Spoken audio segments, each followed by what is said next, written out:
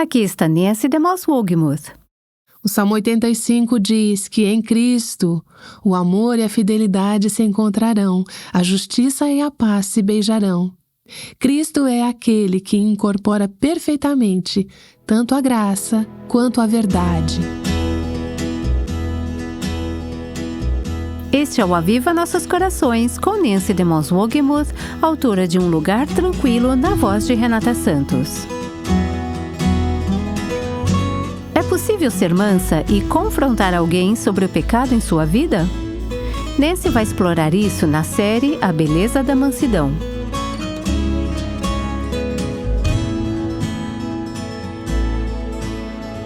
Ouvi falar de um grupo de apoio para pessoas submissas que se chama Capachos, Doormats em inglês. É uma sigla em inglês que traduzida significa Organização Dependente de Almas Realmente Mansas e Tímidas, se não houver objeções. O lema deles é: os mansos herdarão a terra, se isso estiver ok com todo mundo. E o símbolo deles era o sinal amarelo de trânsito. Bem, eu não preciso te dizer que isso é uma perversão não saudável e antibíblica da mansidão. Mas creio que é um ponto de vista que muitos têm quando pensam em mansidão. Eles pensam que é sinônimo de ser fraco, de ser tímido, de não ter um pulso firme. Eles pensam que a mansidão é sinônimo de fraqueza. No último episódio, falamos sobre como responder quando as pessoas estão com raiva da gente. Dissemos que, às vezes, o silêncio se faz necessário. E, se você for falar, precisa usar uma resposta branda. E é isso que enfatizamos. Mas, neste episódio, gostaria que percebamos o seguinte: mansidão não significa que você não defenda a verdade. Mansidão não significa que você não denuncie ou confronte o erro. Mansidão não significa que você fique passivamente de lado, seja no seu casamento, no seu trabalho ou em qualquer outro ambiente, e deixe o mal triunfar. É aqui que precisamos do direcionamento completo de Deus. Não há como eu incluir o conselho completo de Deus em um programa de 25 minutos. Tentamos equilibrar esse ensinamento dia após dia. Existem situações biblicamente, e vamos analisar algumas delas hoje, onde coragem e audácia são necessárias, onde a confrontação é necessária. Mas quando fazemos isso, sempre precisamos de um espírito de mansidão, um espírito de humildade, um espírito de gentileza. Hoje quero falar sobre várias dessas situações onde a coragem é necessária e como ela pode ser demonstrada com um espírito de mansidão. A primeira é quanto a admoestar um irmão ou irmã em Cristo que esteja em pecado. As Escrituras dizem: quem fere por amor mostra lealdade. Você não é amiga se não fala a verdade. Se alguém está brincando com fogo, se está fazendo escolhas erradas, escolhas pecaminosas, você não está sendo amiga, não está sendo fiel ao Senhor, se não abordar a situação. Você pode se tornar uma facilitadora do pecado na vida de outras pessoas. Enquanto digo isso, você pode estar pensando em algumas pessoas que se encaixam nessa categoria. Ao corrigir e repreender aqueles que estão em pecado, devemos fazê-lo com um espírito de mansidão e humildade. O verso que resume bem isso é Gálatas 6:1.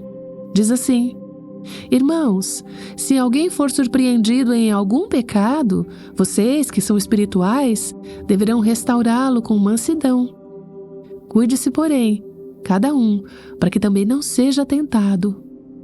Um espírito de mansidão, um espírito de humildade. Você deve restaurá-lo. Isso significa que você deve chamar a atenção dessa pessoa. Você precisa enfrentar a situação.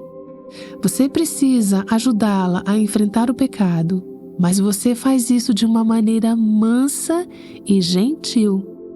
E parte da evidência de humildade é que você está observando sua própria vida para garantir que não tenha uma trave no seu olho enquanto está apontando um cisco no olho de outra pessoa. Tenho citado extensamente ao longo desta série um livro de um dos puritanos, o comentarista Matthew Henry, escrito há mais de 300 anos, chamado, em tradução livre, A Busca pela Mansidão e Tranquilidade de Espírito. Nesta série, na verdade, estou usando este livro, mas tentando colocá-lo de uma forma um pouco mais atual e relevante para os nossos dias. Mas neste livro, Matthew Henry diz: as 3 qualificações de um bom cirurgião são necessárias em um repreensor. Ele deve ter olhos de águia, coração de leão e mão de dama. Em suma, ele deve ser dotado de sabedoria, coragem e mansidão. Embora às vezes seja necessário reprovar com seriedade. Pense nos seus filhos. Há momentos em que você precisa olhar nos olhos deles e reprová-los seriamente. No entanto, nunca devemos reprovar com ira, pois a ira do homem não produz a justiça de Deus. Veja bem, esse é um equilíbrio extremamente delicado. É a verdade com o amor. Matthew Henry diz: precisamos tratar aqueles que estão em falta com a mesma ternura e compaixão que gostaríamos de receber se estivéssemos na mesma situação. Como queremos que as pessoas nos confrontem? Queremos que façam isso de maneira gentil, amorosa, branda, não é mesmo? Não gostamos quando nos atacam ou nos criticam de forma dura. Queremos que sejam gentis, amáveis, pacientes e compassivas ao nos confrontarem. Bem, precisamos repreender os outros com o mesmo espírito com o qual gostaríamos de ser repreendidas. Isso significa não atacarmos, presumirmos sempre o melhor, nos aproximarmos com um espírito gentil, um espírito humilde. Já ouvi dizer ao longo dos anos que se você fizer uma pergunta, isso convence a consciência. Mas se soltar uma acusação, isso endurece a cerviz. Portanto, a correção ou confrontação não pode ser feita com um espírito acusatório. Isso só vai endurecer o coração, endurecer a cerviz. Você faz uma pergunta. Posso estar completamente enganado, costumava dizer um amigo, e ele agora está com o Senhor, mas ele costumava dizer: posso estar completamente enganado, mas é possível que... E então ele fazia uma pergunta sobre algo que ele havia observado em minha vida. E sabe de uma coisa? Ele estava quase sempre certo. Mas como ele dizia o que tinha que dizer com um espírito de mansidão e humildade, ficava mais fácil para eu receber. Isso é especialmente importante quando somos chamadas a falar a verdade sobre um problema ou pecado na vida de uma autoridade, um marido, um pai, um chefe, talvez um pastor ou um presbítero, uma pessoa mais velha. Somos instruídas a falar com eles com respeito e mansidão. Eu penso aqui em 1 Timóteo 5:1, que diz: não repreenda asperamente o homem idoso, mas exorte-o como se ele fosse seu pai. Isso não diz que você nunca aponta um pecado, apenas fala sobre a maneira e o espírito com que você faz isso. Na última semana, senti que o Senhor estava me impulsionando a escrever uma carta para alguém a quem eu respeito muito, uma pessoa mais velha, um homem, um ancião a quem eu queria questionar sobre uma decisão que havia sido tomada. Orei a respeito, esperei. Não cheguei e despejei o assunto de forma descuidada, porque muitas vezes pensamos que sabemos exatamente o que é certo e não paramos para pensar: isso é realmente algo que Deus quer que eu diga nessa situação? Mas o Senhor não me liberou desse confronto. Passei muito tempo escrevendo uma carta, editando, reeditando, editando mais uma vez, querendo ter certeza de que o tom, o espírito fosse humilde, que fosse gentil, gracioso, que eu não estivesse atacando ou criticando essa pessoa. E eu repassei e olhei cada palavra cuidadosamente. Isso poderia ser interpretado como um ataque? Isso poderia colocar essa pessoa na defensiva? Eu não tinha medo da pessoa, não estava sendo covarde. Eu queria ser compassiva, terna, gentil, humilde e mansa em minha abordagem. Foi legal ver esse irmão vindo até mim e dizer: obrigado por compartilhar isso, mas obrigada pelo espírito em que você compartilhou. E ele continuou: vou levar isso ao Senhor e perguntar a Ele se há algo aqui que preciso confessar, algo com o qual preciso lidar. A resposta foi uma resposta humilde. Muitas vezes não recebemos uma resposta humilde porque fazemos as coisas em modo de ataque, em vez de tratar com um espírito de gentileza e mansidão. Quando se faz necessário admoestar um irmão ou uma irmã em Cristo, precisamos fazê-lo com um espírito de mansidão. Eu vou fazer um pequeno desvio aqui, um parêntese, uma observação, não sobre repreender os outros, mas sobre receber repreensões e correções dos outros. Também é muito importante que recebamos com um espírito de mansidão. Se somos mansas, receberemos correção, críticas, repreensões e admoestações de forma tranquila, como fez o meu amigo em resposta àquela carta. Recebemos de forma humilde e grata. Costumo dizer à nossa equipe, quando recebemos carta pelo correio, o que acontece de vez em quando, que algumas delas são escritas com um espírito gentil, enquanto outras não. Porém, eu sempre enfatizo: sempre, sempre, sempre agradeçam por nos escreverem. Agradeçam por compartilharem suas preocupações. Independentemente do tom ou espírito da carta, devemos seguir o caminho da humildade. Devemos dizer: obrigado, agradecemos por você ter vindo até nós. A repreensão, a confrontação, a correção pode não ser dada da maneira mais sábia, pode ser exagerada. Podemos até ser totalmente inocentes daquilo pelo qual estamos sendo criticados ou repreendidos. Estou pensando em um incidente que ocorreu há muitos anos, onde uma pessoa que era uma líder na minha vida veio até mim e disse algumas coisas muito fortes, apontou alguns problemas na minha vida e tinha uma lista grande, era enorme.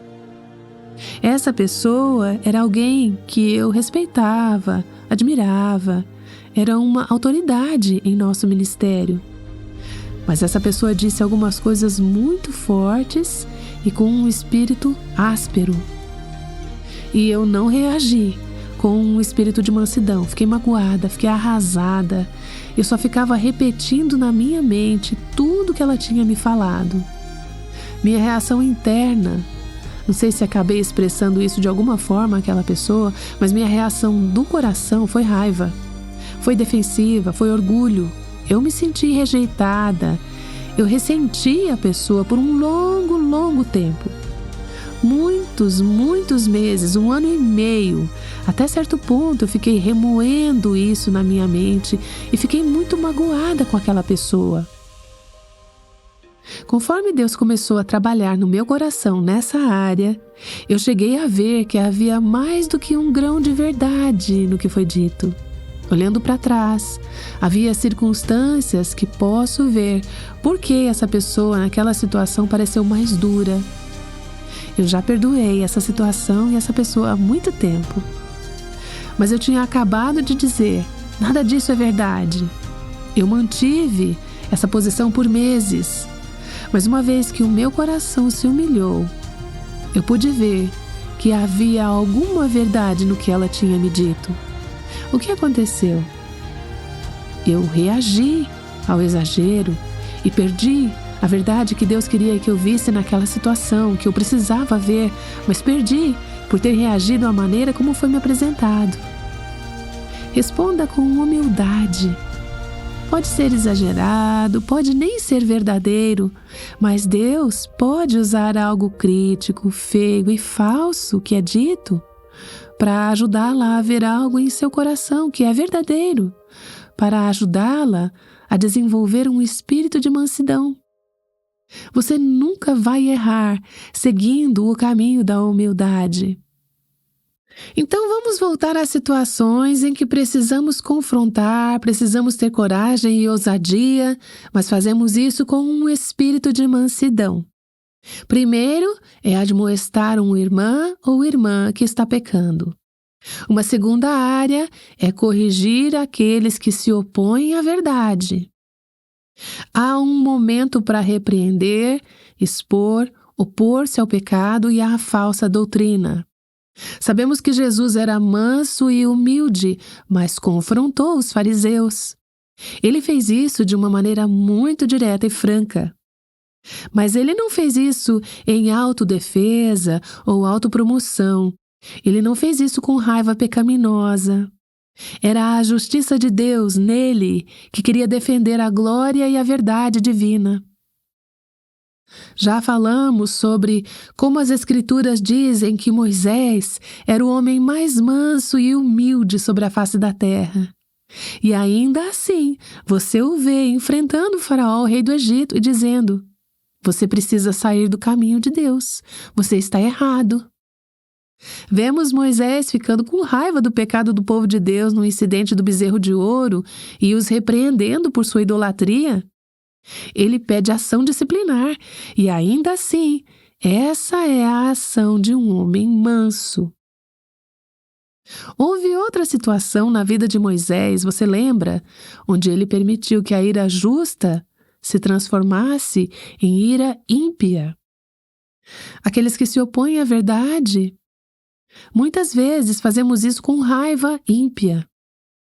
Lembra que Moisés, tarde em sua vida, pouco antes dos filhos de Israel chegarem à terra prometida, Números capítulo 20, enfrentou uma situação onde não havia água? O povo murmurou como sempre, e Deus disse a Moisés: fale àquela rocha e ela verterá a água. E, em um acesso de raiva e impaciência, Moisés feriu a rocha 2 vezes em vez de falar com ela. Isso não foi mansidão. Moisés não agiu com humildade naquele momento. A raiva do homem não produz a justiça de Deus. 2 Timóteo 2 fala com os que precisam confrontar, aqueles que se opõem à verdade. Diz-nos o espírito no qual devemos fazer isso.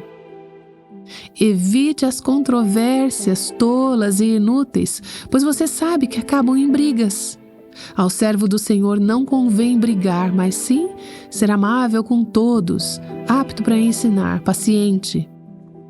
Aliás, a maior arma contra o erro doutrinário é ensinar a verdade. A luz é o que expõe e dissipa as trevas. Então, ao servo do Senhor não convém brigar, mas sim ser amável para com todos, apto para ensinar, paciente. Deve corrigir com mansidão os que se opõem a ele. E qual é o objetivo? Talvez Deus lhes conceda o arrependimento, levando-os ao conhecimento da verdade. O objetivo não é apenas atacá-los. O objetivo é vê-los se arrependerem. Não apenas confrontamos aqueles que são adversários da verdade, devemos advertir os cristãos sobre os falsos mestres, sobre a falsa doutrina.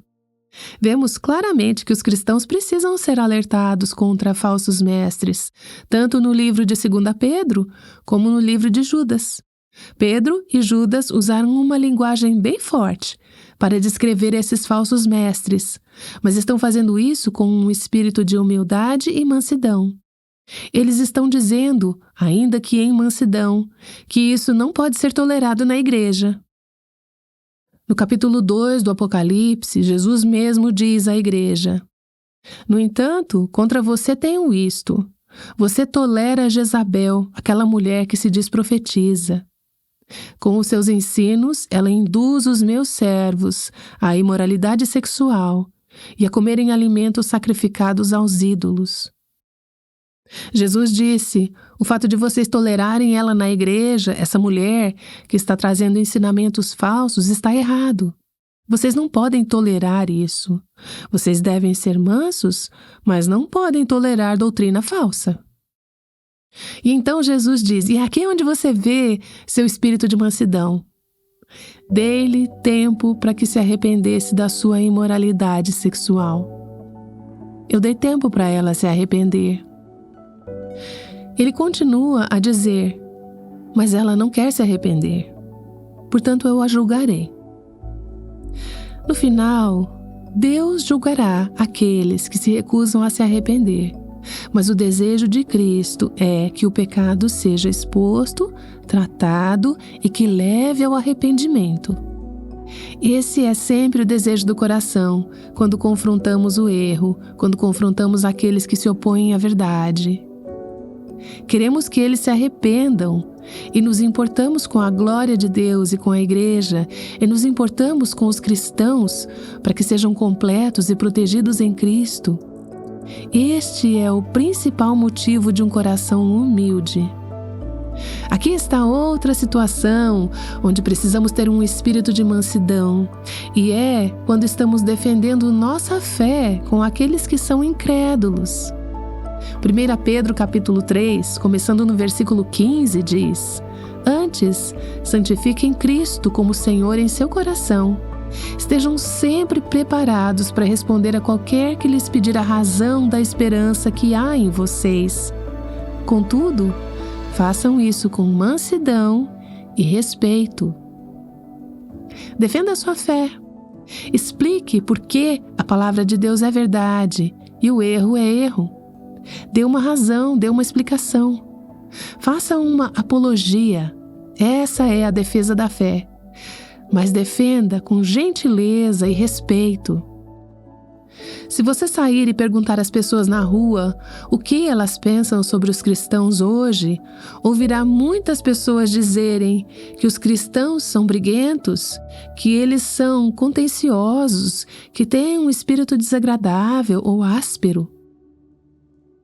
Se você procurar na internet algumas das diferentes discussões que estão acontecendo sobre teologia, questões doutrinárias e assuntos espirituais, verá muitas pessoas e muitos chamados cristãos fazendo isso com um espírito que não é manso, gentil ou humilde. Você os verá sendo dogmáticos, sendo briguentos, prontos para reagir de forma áspera. E isso não representa a justiça de Deus. Os cristãos não devem ser conhecidos por serem argumentativos e contenciosos em seu espírito. Porém, isso não significa que não devemos falar. Não significa que devemos deixar as pessoas que promovem religiões falsas fazerem o que quiserem e dizerem o que quiserem. Isso é covardia. Precisamos ser ousadas e confiantes em defender nossa fé, mas sempre com gentileza e respeito. A mesma coisa vale para lidar com questões de justiça social ou cultural que precisam ser abordadas em nossa sociedade. Há aqueles que dizem que não devemos nos envolver nessas coisas, devemos ficar em nossas fortalezas santas e ser cristãos bons e santos. Não! Devemos ser sal e luz. A luz deve expor as trevas. Há coisas em nossa cultura e em nossa sociedade que deixam Deus irritado. Há coisas acontecendo que atacam o nome de Deus, sua glória e seus caminhos, e isso deve nos incomodar. Precisamos estar dispostas a abordar essas coisas. Penso na questão do aborto. Provérbios 24 diz: liberte os que estão sendo levados para a morte, socorra os que caminham trêmulos para a matança. Precisamos arregaçar as mangas e nos envolver nessas questões conforme Deus nos direciona, mas sempre com graça, com graça. Eu serei a primeira a dizer que esta é uma linha muito tênue, mas este precisa ser o objetivo. Abordar questões sem atacar, sem despejar palavras descuidadamente, sem parecer arrogante, orgulhosa ou sabe-tudo. O chamado aqui é para o equilíbrio, um equilíbrio de graça e verdade. Claro, algumas de nós tendem mais para a verdade, então precisamos que Deus nos equilibre com graça. Algumas tendem mais a ser focadas na graça, e você pode precisar que Deus a equilibre com a verdade. É claro, somente Cristo é capaz de executar tudo isso de forma perfeita. O Salmo 85 diz que, em Cristo, o amor e a fidelidade se encontrarão, a justiça e a paz se beijarão. Cristo é aquele que encarna perfeitamente tanto a graça quanto a verdade.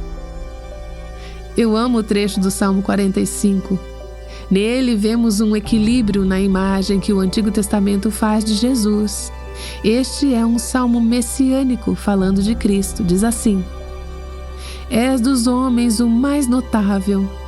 Derramou-se graça em teus lábios, visto que Deus te abençoou para sempre.